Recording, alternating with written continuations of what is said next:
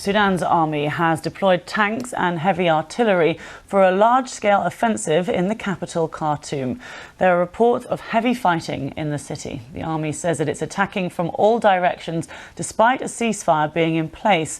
It's part of an effort to recapture areas held by the rival Rapid Support Forces. The army has urged people to remain indoors and to stay away from windows. South Sudan says it's still trying to convene peace talks between representatives of the two sides. The UK's last evacuation flight has left Sudan. The Foreign Office says nearly 1,900 people have been flown out since Tuesday. Meanwhile, the United States has completed its first evacuation of citizens from the country.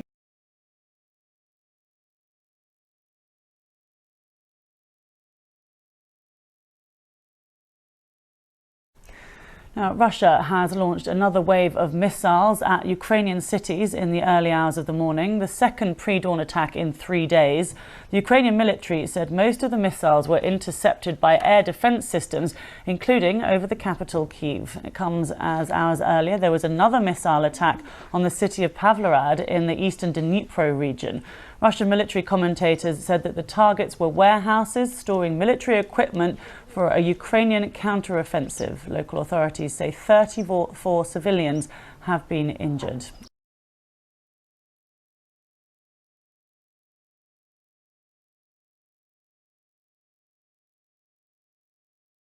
Now, Russia's Wagner mercenary group has threatened to pull out of Ukraine's embattled city of Bakhmut if Moscow doesn't send more ammunition.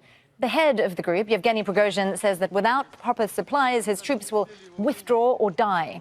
Fighting for control of Bakhmut in eastern Ukraine has now lasted for months. Kyiv says it remains in control of a key supply route into that city.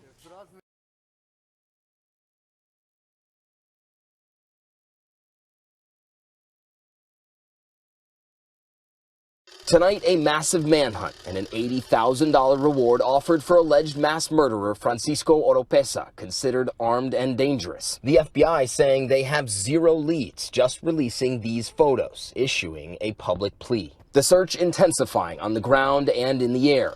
Now 200 law enforcement officers searching for the 38-year-old accused of killing 5 people, ages 8 to 31, inside this house in Cleveland, Texas, near Houston late Friday. Authorities say 2 of the women were found lying on top of surviving children, covered in blood. Oropesa lives right next door. Authorities say Friday night he was firing his AR-15 for fun, scaring a newborn inside the family's home. When asked to stop, allegedly drunk and enraged, authorities say he instead stormed the house and went on the killing spree.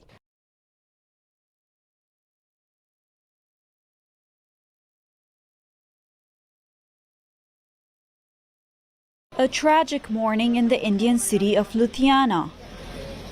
Several people collapsed outside a milk store. Others were found unconscious in their homes nearby.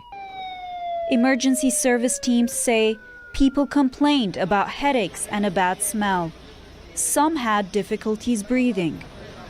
Authorities issued evacuation orders and sealed off the area while they determined the source of the gas.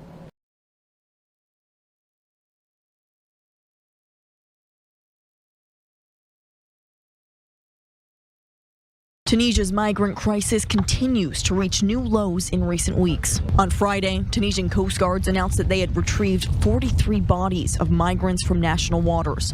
Preliminary examinations of the bodies indicated that they were from sub-Saharan Africa. A senior official for the Tunisian Coast Guard said the bodies were in a decomposed state, suggesting that they had been in the water for multiple days. This has brought the total death toll of migrant shipwreck deaths to 210 in under 10 days.